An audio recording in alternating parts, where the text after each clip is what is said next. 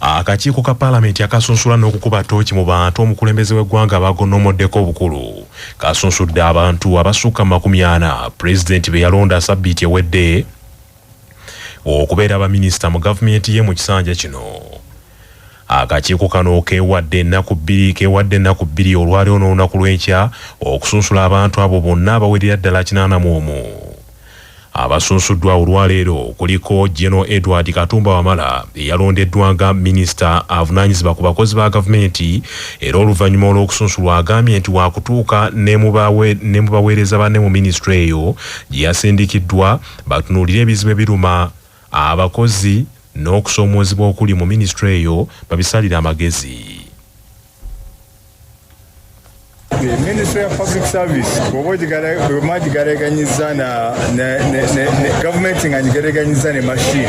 Public service eringa jia zidukanye emirimu ya machine yeyo. Kati jia ezo bweziba tezitambula bulungi ne machine tetambula bulungi. Jia ezo bweziba tezitambula bulungi nga machine katugambe badde erina obuweereza bwekola. Obuweereza tebujja kutuuka bulungi. Kati jia ezo zengenda okutunulira entambula gye zitambulamu. Bweziba zeetaaga kuteekamu ka oil, tuteekemu ka oil okwekiringa okwongera okusomesa oboko training y'abantu abalimu ziba zaagala kukyusaamu ng'ezimu zitalaze tuzikyuse tekemu giya empya. Ekyo kyokka kyenyinza okwogerako ka naye bisingawo kamala okutuuka minisitule ndabe bweri ngitegeere. Dr. Chris Baryomunsi yalondeddwa ku kifo kya minisita w'ebyobulamu naye asunsuddwa. Agambye nti amaanyi mu buweereza bwe agenda kugateeka nnyo ku kutangira ebivaako endwadde enkambwe ezitigomya eggwanga lino. You can say government continues supporting them. Then how about those who train from private universities? Somebody has been in Kampala International University paying for himself or herself. Somebody has been in King Caesar University paying for himself or herself. And the other private universities. So that debate has been on, including the cabinet, and it became a challenge. And you know, one of the challenges which has been there that because of insufficient resources, very few doctors, for instance, have been going into internship. You find the majority remain at home because the government can't afford. Balamu Barugahara ate nyina yasunsuddwa ku kifo kya minisita wa gavumenti ez'ebitundu n'awera nti waakutereeza obuweereza bwonna mu gavumenti ez'ebitundu. So tugenda kola enkyukakyuka mu local government okusingira ddala mu local government ez'oku district ne mu magombolola abaami ab'amagombolola ba chief ba sub county chief kati balina okukolera abantu. Tulina okulaba nti empeereza ya gavumenti ebintu ebirungi ennyo president byaleeta nga PDM nti obuuli bw'enguzi abasaba ssente ku bantu oli nga agenda funa miliyoni n'osaba mitwalo 3 bubakeeredde. Awo abalowooza nti bakabaka ba district bubakeeredde. Financial year tugenda kubeera nga tutambula muluka ku muluka. Nja kutambula emiruka gya Uganda emiruka omutwalo gumu mu 509 nja gitambula mbuza abatuuze sente zino mwazuulirako mwazirabako bani abazifuna abaluganda oba bakika.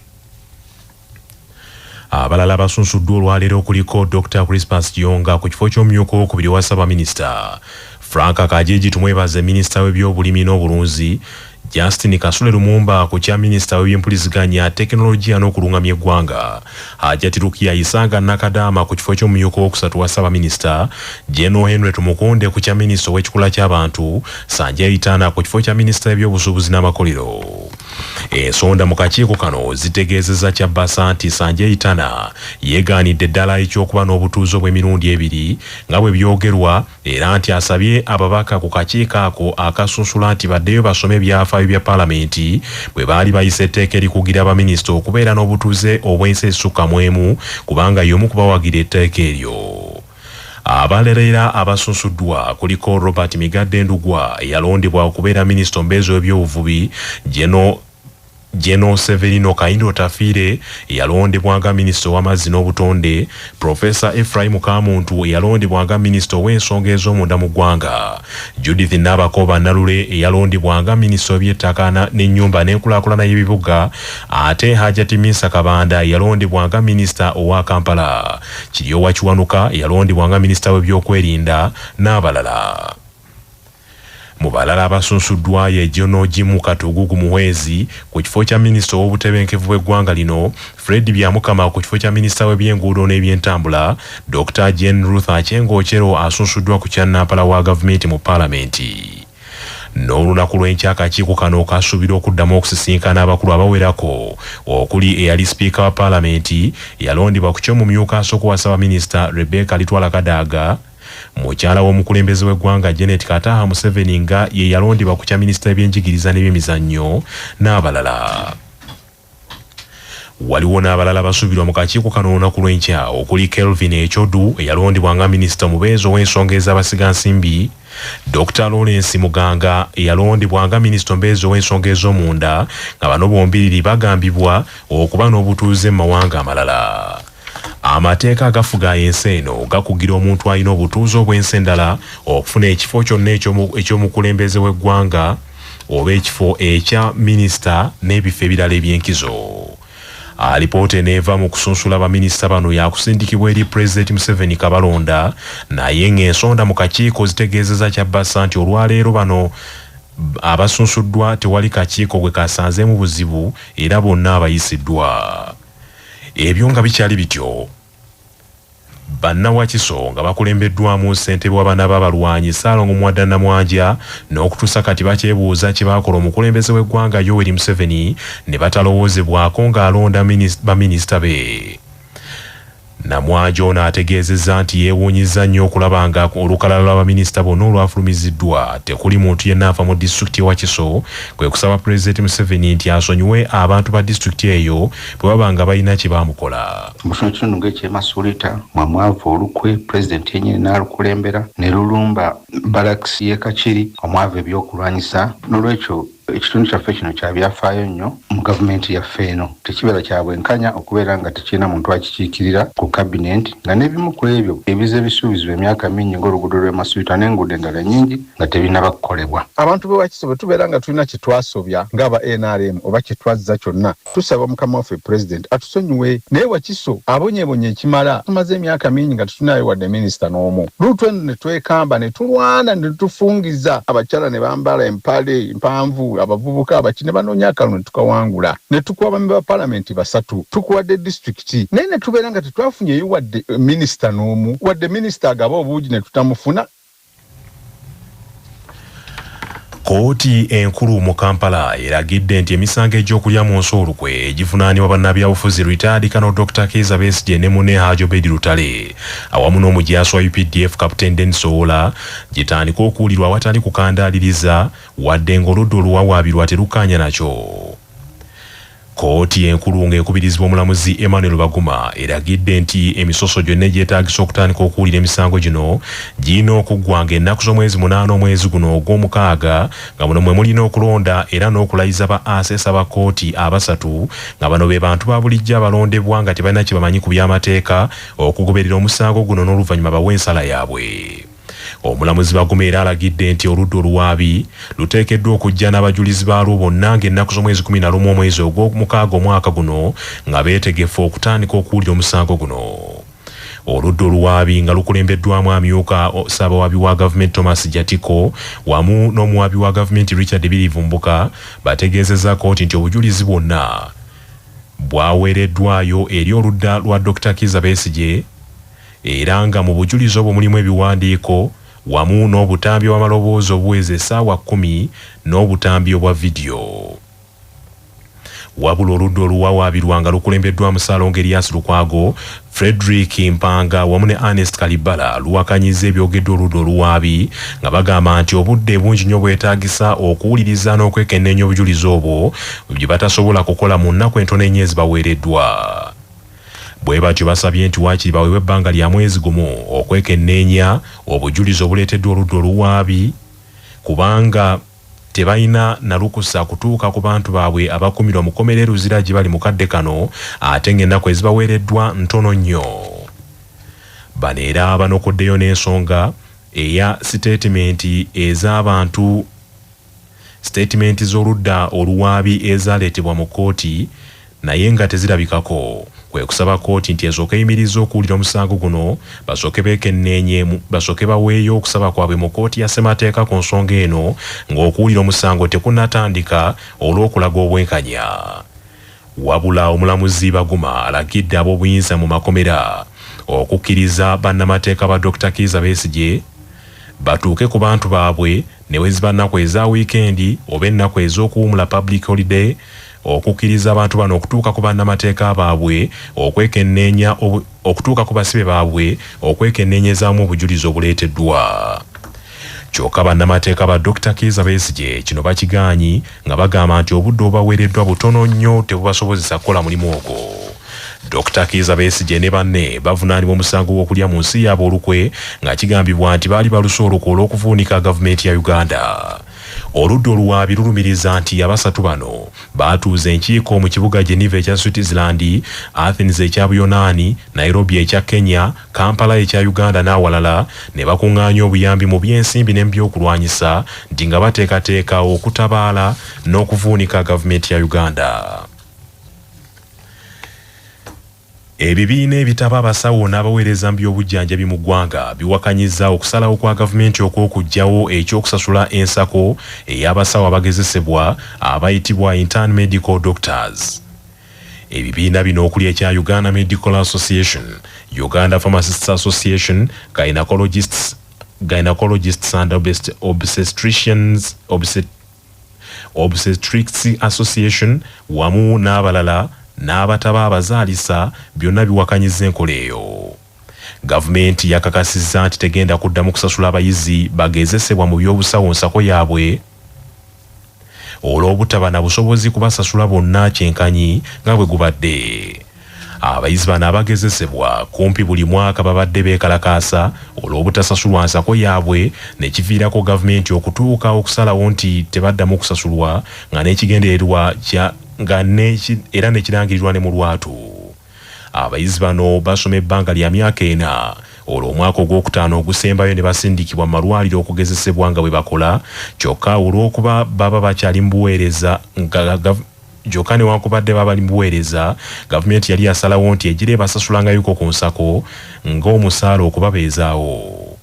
Bano babadde bafuna akakadde kamu buli mwezi newankubadde nga President Museveni gye buvuddeko yali yalagira nti baweebwe obukadde 2.5 ekitaasoboka. Dr. Chris Baryomunsi, minisita omujja avunaanyizibwa ku by'obulamu, agamba nti kuno okwabadde kusalawo kwa lukiiko lw'abaminisita kabineeti oluvannyuma lw'okukizuula nti ensimbi tezimala kusasula basawo bano bonna okumala omwaka omulamba. Ate ndi mwetegefu okukola ekirungi nti nze ni musawo eyo minisitule yange ey'obulamu ey'obusawo mbitegeera bulungi. Tujja kuteekamu amaanyi mu lya prevention okusomesa bannayuganda bye basobola okukola okulaba nti tebafuna endwadde n'okulaba nti tulina abasawo abamala babe nti abasawo baffe badokita tubawe emirimu okutuuka ku health center ey'okusatu mu magombolola, babe tulina abanaasi n'abasawo ab'enjawulo mu madwaliro gaffe. Akatale tugenda kanoonyesa maanyi nnyo ddala nga pulezidenti bwe yabasuubiza. Tugenda kwongera naddala okusaba ow'ekitiibwa pulezidenti, naye tugenda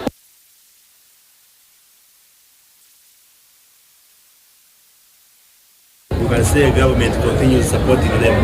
Then how about those who train from private universities? Somebody has been in Kampala International University paying for himself or herself.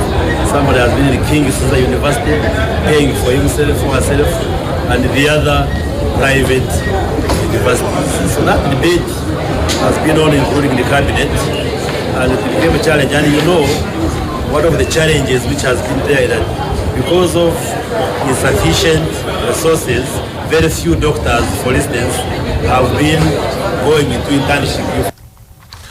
Abasawo abagezesebwa basukka mu 13 be bafuluma buli mwaka, nga kino kitegeeza nti beetaaga obumbi obusukka mu 36 omwaka omulamba okubasasula ensako yaabwe.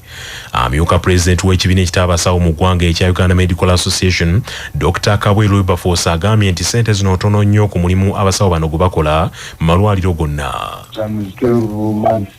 Kiba kitegeeza nti buli muntu ogenda kumuwa gavumenti yeetaaga ng'obuwumbi mmeka, obuwumbi nga 3. Ebwe bulina paya naye nze kye ndowooza nti ekisookera ddala tukirabanga kizibu naye ate ng'ekituufu nti tutuulirako abalwadde abasomesebwa abalwadde abalabibwa badokita balwadde mitwalo 2.5 balabibwa dokita omu. Dr. Kabweru mu kwogerako ne Kyabasa agambye nti kyennyamiza nnyo okuwulira ng'abantu bangi babadde batandise okujjumbira amasomo ga sayansi n'okusoma obusawo wabula nti engeri gye bayisibwamu nga bamaze okufulumizibwa yakubakyayisa omulimu guno. Agambye nti bangi boolekedde okudduka mu ggwanga okunoonyeza emirimu mu nsi endala gye batwalibwa nga bankizo n'okuyamba abalwadde abagenda mu malwaliro nti n'okulaba nga abalwadde abagenda mu malwaliro bagenda kutandika okubonaabonerayo. Ebyo nga biri bityo Ministry y'ebyenjigiriza n'ebyemizannyo ng'eri wamu ne ssengejjero ly'amawulire ga gavumenti lya Uganda Media Center bagumiza eggwanga nti gavumenti tennasalawo ku kuggala amasomero olw'ekirwadde eky'Ebola ekyayingidde eggwanga lino. Bano okutuuka okwogera bino ng'engambo zitandise okubungeesebwa ku mitimbagano nti gavumenti esazeewo okuggala amasomero olw'okutya okusaasaana kw'ekirwadde eky'Ebola mu bayizi. Wabula Ministry y'ebyenjigiriza n'emizannyo ng'eyita mwogezi waayo Dr. Dennis Mujimba etegeezezza nti gavumenti tennaba kwogera ku nsonga eno era ebyogerwa ku mitimbagano n'ababitambuza bakikola ku lwabwe. Mu mbeera y'emu n'akulira essengejjero ly'amawulire ga gavumenti erya Uganda Media Center Alan Kasujja mu kiwandiiko kyafulumizza agambye nti enteekateeka ey'okuggalawo amasomero tennayogerwako mu bakulu bonna. Mu mawulire agabadde gatambuzibwa okuyita ku mitimbagano kibadde kirambikibwa nti okukkaanya okw'okuggala amasomero okusuubira okulangirira omukulembeze w'eggwanga Yoweri Museveni akadde konna okuva kati. Wabula Dr. Dennis Mujimba ne Alan Kasujja bategeezezza nti empaawo nsonga yonna eteekesaawo muggalo ku masomero kubanga eggwanga embeera gye lirimu ku kirwadde ky'Ebola teyeraliikiriza n'akamu.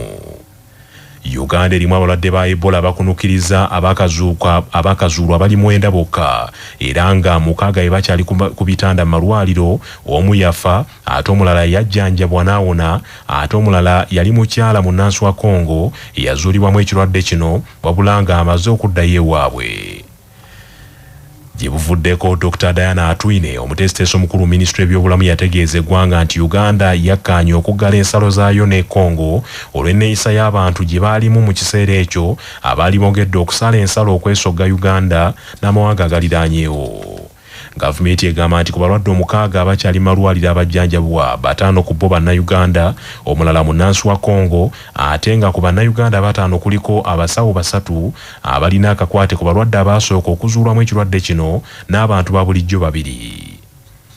Era kyategerekeka nti omu yali musajja eyavuga bannansi ba Democratic Republic of Congo abaasookera ddala okuzuulwamu ekirwadde eky'Ebola mu Uganda ng'ennaku z'omwezi 14 omwezi oguwedde ogwokutaano. Manya obuvuna obuddo obw'eddembe lyo tonyigirizibwa ddembe lyo ery'obwebange ddembe lyakukyusibwako ekifuba kikulemeddeko kikusiiwa kiraakira tekikutuka obussa bubi naawe alina ssenyiga nga takuggwako kozesa Lugave cough and flu syrup ate gwalumizibwa alusazi nga zikuyisa bubi ofuna ekikeeto oba gaasi mu lubuto gwekozesa Lugave alusa syrup musange mu pharmacy ne drug shops zonna lyakakasibwa National Drug Authority nga bali wamu ne funguwa mu Choose Mix alimu ebirungo byonna ebiwomesa enva ne zizitowa bulungi ne bwe ziba za boiro oba nsiike omufumbi teweerabira funguwa mu Choose Mix. Singa ojjawo akapande akalaga ekkubo obozizza omusango nga munnamateeka Jeremiah Keya Mwanje bw'annyonnyola. Kimenya amateeka okusinziira ku tteeka lya KCCA erikuuma obutebenkevu n'amateeka mu kibuga erya 2006 omuntu yenna nga talina luvunaanyizibwa bwa KCCA okukyankalanya oba okugyawo akapande akalaga ekkubo oba akapande konna mu kibuga akatebwawo obuyinza ku kkubo oba mu kifo kyonna eky'abantu era omuntu bwazira omusango guno bwe gumukamuvi yasobola okutanzibwa emitwalo naawe okusibwa emyezi 2 oba okuwa ebibonezo byombi. Poliisi y'Entebbe etandise okunoonyereza ku bunyazi obw'emmundu obubaddewo ku ssaawa nga 10 ez'olweggulo lwaleero ku kyalo Nkumba Central ababbi bwe bafumisa omuwala abadde akutte ssente zaatunze mu bintu ebisuubulwa kampuni y'abayindi bamufumisa ekisoko ky'essambi era abadduukirize bwe bagezezzaako okumuyamba abanyazi bakubye amasasi mu bbanga ne badduka. Omusasi waffe George William Kakooza abaddewo. Polisi y'Entebbe eno ng'eduumirwa DPC Moses Karakire yeetandise okunoonyereza ku bunyazi obukoleddwa ku muwala Prosi Nakimbugwe abadde akwata ensimbi okuva ku mmotoka eya box body ey'ekika kya Toyota Tata namba UBG 179D esuubuza ebintu okuva mu kampuni y'abayindi eya Keshwara Group esangibwa mu kabuga ak'okubayita ababiri alumbiddwa abazigwa b'emmundu abategeerekese nti babadde basatu nga bafubutuse mu kabuga ak'okubayita ababiri ne boolekera oluguudo olw'Ekasanyi era badde batuuka mu zooni ey'okubuyinja kwe kusimba pikipiki yaabwe maaso g'emmotoka ebadde epaakinze okuguza omusuubuzi w'edduuka Kigongo ebintu eby'okutunda mu dduuka lye era ababaddewo ng'enjega eno egwawo banyonyodde ebibaddewo.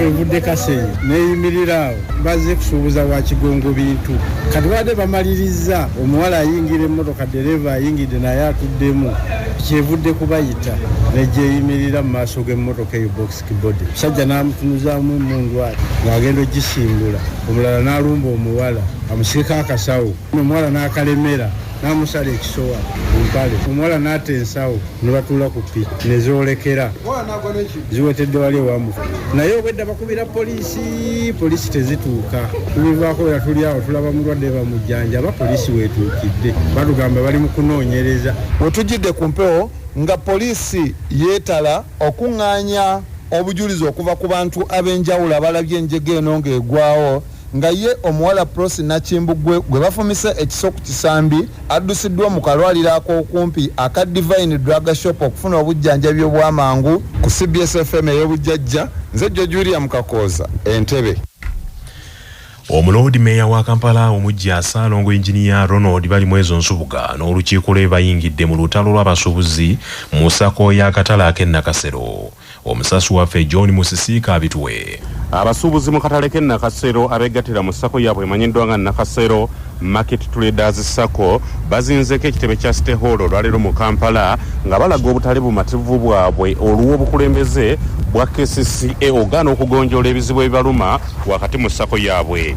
Abasuubuzi bano bagamba nti ssako eno ey'e Nakasero egatta abasuubuzi bonna abasoba mu 2055 yatandikibwa omwaka gwa 2009 emaze emyaka egisoba mu 17 wabula eyina ebizibu ebigitambulira munda mu yo omuli okubanga obukulembeze bwakyankalana buli kadde waliwo obujja nga bubeepaatikako ne bubba ensimbi zaabwe okuwoolebwa ensimbi ku magoba amangi ate abaagala okuzijjayo abaziterekedda nga tezibaweebwa n'okubanga yafeesi mu balina okukolera emirimu gyabwe yasaanyizibwawo dda. Ensonga zaffe tumaze okutambuza kati emyaka egenda kuwera 3 ate nga ne KCCA eyina ne Sacco 1 naffe ng'aba Nakasero Sacco ono si ya muntu Sacco eno si ya kabondo muno ka watermelon oba kabasuubuzi bonna e Nakasero ate ekirala KCCA ye monitoringa Sacco zino ye supervisinga Sacco zino lwaki teyagala kesi Nakasero bafune office batuwe office. Lord Mayor wa Kampala oluvannyuma lw'okuwuliriza okwemulugunya kw'abasuubuzi bano abategeezezza nti ensonga zino agenda kuzitunulamu n'olukiiko lwe kubanga naye akyali mupya mu yafeesi eno yeetaaga asooka aziwa obudde azinoonyerezeeko azuule ekituufu ekisibukako obuzibu buno balabe bwe basobola okubunogera eddagala. Ffenna abasalawo tujja kubaawo, Idi ajja kubaawo, nze wendi ne ttiimu eno gye nkola nayo. Ate ensonga ezo tumala ozigaayagaaya nga tuzitwala ne kuki ku floor. Sipiika yalondeddwa tetunaba na kutuula bulungi mu ntebe. Awo nno ensonga zammwe tuziwulidde naye olw'okuba nti tukyali bapya amazima leero we tusoose n'okusisinkana ku bantu